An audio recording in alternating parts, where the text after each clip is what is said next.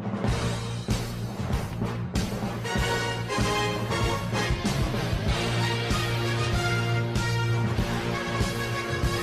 so hey guys, it's Chris, and yeah, let's get started. So before we start, I'd like to start off saying I know it's been a while, it's been about a year since I've uploaded, but today we're going to be bringing back Undisputed Solo Junior. I'm going to be calling this one Season 2. So today, as you guys can tell by the title, we got some AFC playoff predictions. This is going to be for Wild Card Weekend coming up. Right now, it's the 2nd of January 2018. Happy New Year. Next video, hopefully tomorrow, the next day, we're going to be doing the NFC side of things. And then towards the end of this week, we're going to be doing college football.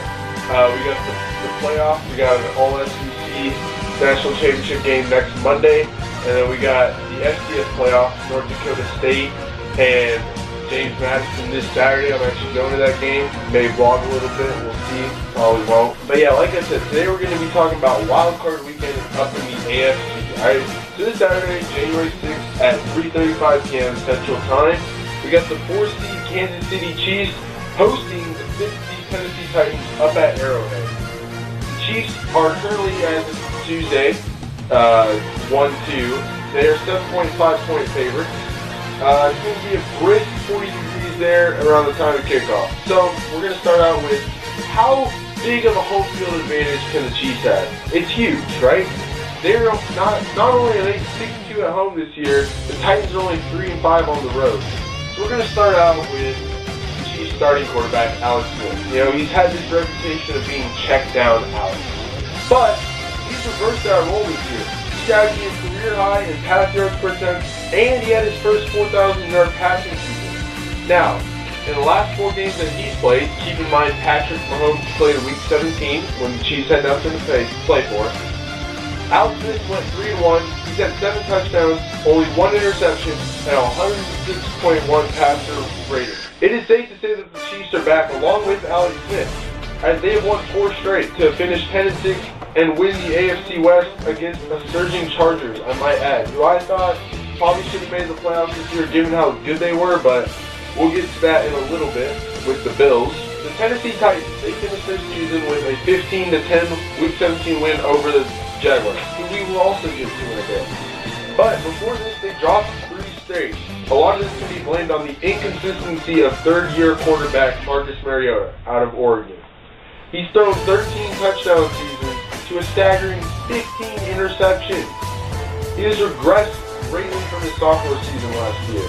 The only thing the Titans really had to rely on this season is a strong running game from their dual-headed monster with former Cowboy and Eagle DeMarco Murray and former Alabama Crimson Tide Derrick Henry. However, Murray injured his MCL in Week 16 and is likely not going to be 100% come Saturday.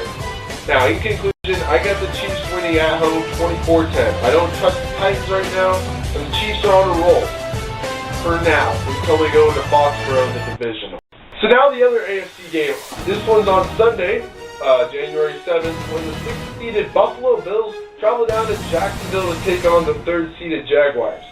Now, in my opinion, Jacksonville is the best team in the AFC side in Wild Card Weekend. They're better than the Bills. I have them winning, which we'll get to why. They're better than the Chiefs, and they're a lot better than the Titans, despite the Titans winning. The Jaguars weren't really playing for anything last week, Week 17, as they already clinched their playoff spot. Now, I don't expect weather to be a factor at all for this game. It's going to be about 60 degrees up in Jacksonville at their 1:05 p.m. Eastern Time kickoff. Now, I talked about this a little bit earlier. The Bills should not be in this game. They got lucky because the Ravens blew it, and in my opinion, the way the Chargers have looked really after their 0-4 start have been really good. If the Chargers had been in this game instead, I would have picked them as the best team in the Wild Card Weekend AFC side, but they're not. It's the Buffalo Bills. So, congrats, after an 18-year drought, I believe the Browns have the longest playoff drought now with 15 years. Now, I give Jacksonville's run defense the edge over the Buffalo Bills. Keep in mind, they're only ranked, I believe, 19th or 21st in run defense this year, but LaShawn McCoy is apparently not 100%. Now, in general, I love Jacksonville's defense, and it all starts with Jalen Ramsey, shutdown corner, the 5th pick last year, picked right after Zeke. Then we got Miles Jack, taken in the second round last year after the Cowboys picked Jalen Smith, which is a pick I still don't understand to this day. Continuing with arguably the best linebacking core in the NFL with Paul, sorry I'm going to butcher your last name, Paul Zaleski and Telvin Smith. Then up front they have Malik Jackson and Calais Campbell. Their defense will tear up whatever Tyrod Taylor does. Given his injuries this season and his general conservative and not showing up in big moments. And he's never played a playoff game in his life. Now, flipping the script, Blake Bortles and Leonard Fournette have done work this year. Keep in mind, Leonard Fournette out of LSU arguably is going to be better than Zeke. We'll see.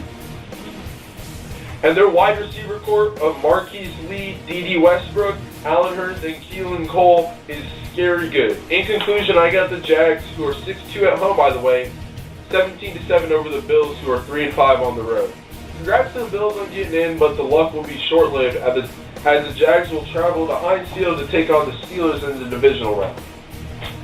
Well, that wraps it up. Until next time, hope you enjoyed the video. Leave comments on who you think will make it.